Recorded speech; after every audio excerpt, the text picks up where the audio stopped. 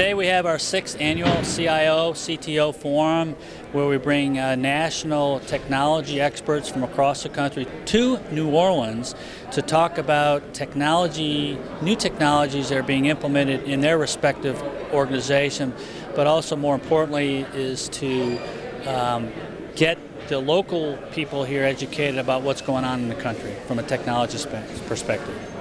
Louisiana over the last several years has actually grown in high-tech employment. We're actually one of the leading states when it comes to growing the technology industry.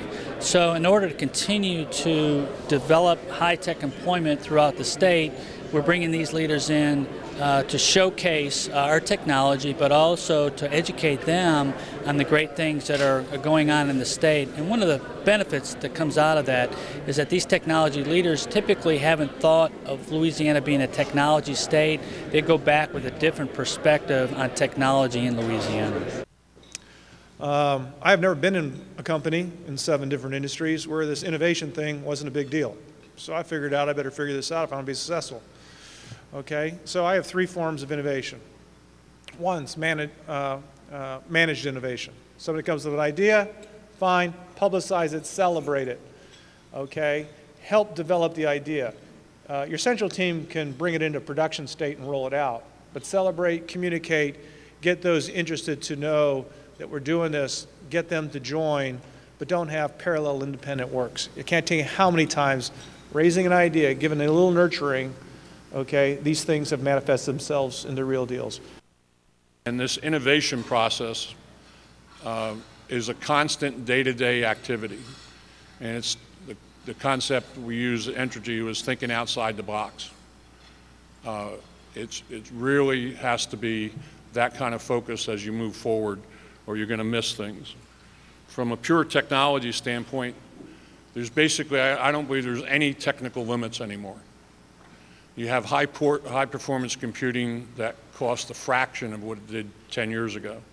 And it's going to continue to take that downward curve in price. And the ability of that to analyze every piece of data that you have. At GM, they have petabytes of data on how the cars are built. There's high analysis computing going on of how all that stuff fits together, the continuous improvement of it, and actually making change to the car as it's being built. And with the OnStar capability, being able to update the car after it's built. So the other thing is virtualization. Virtualizing your environment and understanding what the computer technology allow you to do as a model for what will happen in your particular business. I think one of the biggest challenges I see, and I talk to hundreds of CIOs around the world every year, is this phenomena that I've put this slide up around.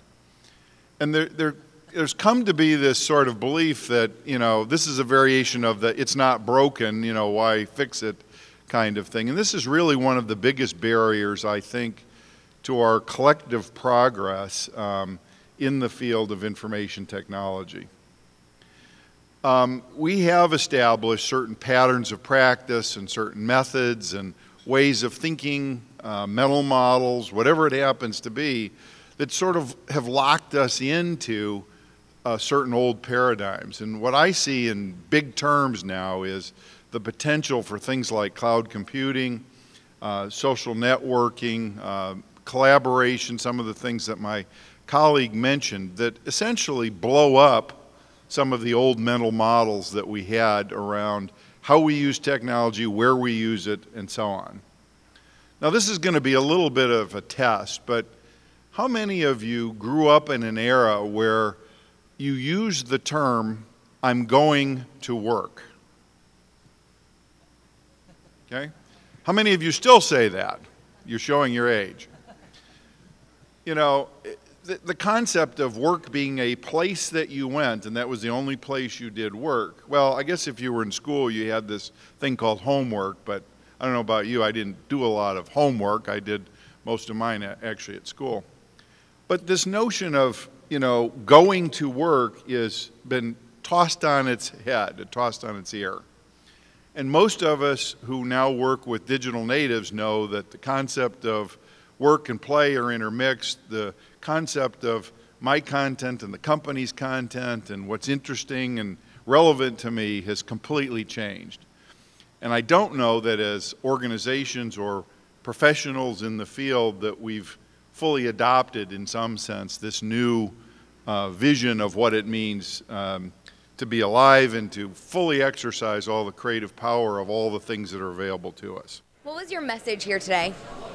Well, I think maybe three things. One is the sort of changing role of the CIO in the organization and some new areas that CIOs are having to pay attention to, among them being brand and also risk management and paying a lot more attention to the customer are probably the sort of three big notions in that today.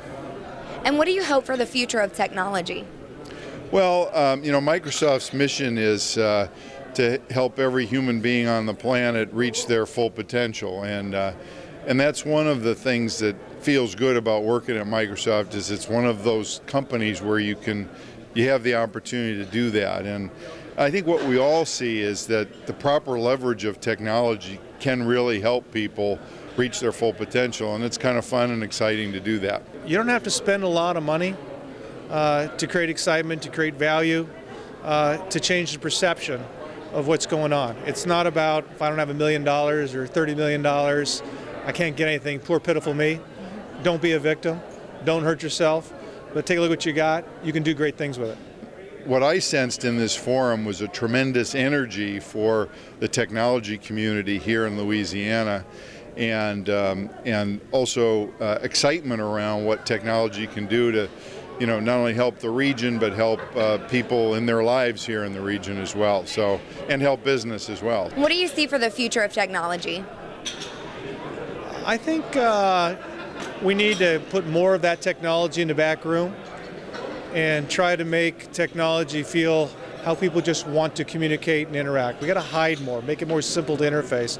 So I think technology is at the point where it's fast enough that we can start to use technology in a more natural form. I think up to this point, we've had to learn how to use it, and it doesn't feel natural. I think going forward, it's going to start to feel natural. Louisiana, as we coined that phrase, Louisiana tech capital of the South, where they didn't believe it 7 years ago, they're now taking a different attitude that Louisiana can be a technology state, and we can compete against the states like California and other technology states as well.